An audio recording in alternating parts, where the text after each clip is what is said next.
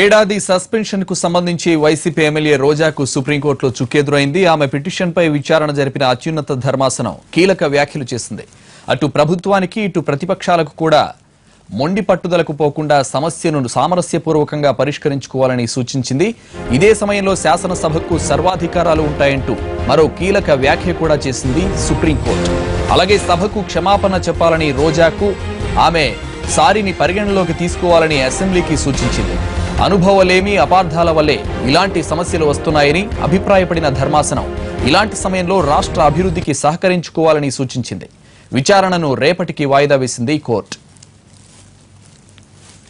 డిసెంబర్లో జరిగిన శీతాకాల సమావేశాల్లో అధికార విపక్షాల మధ్య తీవ్రస్థాయిలో వాగ్వాదం జరిగింది. సభలో రెండు పక్షాల మధ్య మాటల యుద్ధం సాగింది.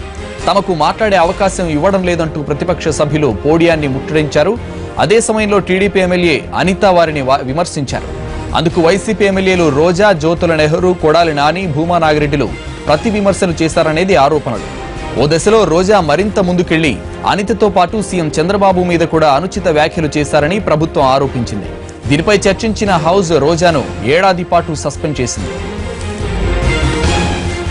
సస్పెన్షన్ వ్యవహారంపై రోజా హైకోర్టును ఆశ్రయించారు. అయితే ఇది తమ పరిధిలో లేదనడంతో సుప్రీంకోర్టు గడప తొక్కారు. అత్యున్నత ధర్మాసనం ఆదేశాలతో మళ్లీ హైకోర్టును ఆశ్రయించారు రోజా. ఆమె పిటిషన్పై విచారణ జరిపిన బెంచ్ రోజా సస్పెన్షన్ను ఎత్తివేస్తూ తీర్పు చెప్పింది. అయితే బడ్జెట్ సమావేశాల సందర్భంగా రోజాను సభలోకి రానివ్వకుండా మార్షల్స్ అడ్డుకున్నారు. 2 రోజుల పాటు అసెంబ్లీలో హై డ్రామా నడిచింది. సస్పెన్షన్ అనేది సభ సమిష్టి నిర్ణయం కాబట్టి హైకోర్టు తీర్పు మీద కూడా సభలో చర్చించారు. సస్పెన్షన్ సబబేనంటూ మరోసారి హౌస్ తీర్మానించింది. శాసనసభకు విశేష అధికారాలు ఉంటాయని స్పష్టం చేశారు. మరోవైపు హైకోర్టు ఆదేశాలను కూడా బేఖాతరు చేస్తున్నారంటూ రోజా సుప్రీంకోర్టుకు వెళ్లారు. అదే సమయంలో ప్రివిలేజ్ కమిటీ ఎదుట కూడా విచారణ జరిగింది. అనిత ఫిర్యాదుపై చర్చించేందుకు రావాలంటూ పలుమార్లు రోజాకు నోటీసులు పంపింది కమిటీ. అయితే కొన్ని కారణాల వల్ల తాను హాజరు కాలేకపోతున్నారంటూ లేఖ రాసిన వైసీపీ ఎమ్మెల్యే చివరిసారి ప్రివిలేజ్ కమిటీ ఎదుట హాజరయ్యారు. అనిత వివాదంపై రోజా క్షమాపణ చెప్పారని కమిటీ తేల్చింది. ఇక ఆ ఇష్యూ ముగిసినట్టేనని వ్యాఖ్యానించింది. అయితే ఏడాది సస్పెన్షన్ మీద సుప్రీంకోర్టు తాజా వ్యాఖ్యలు చేసింది.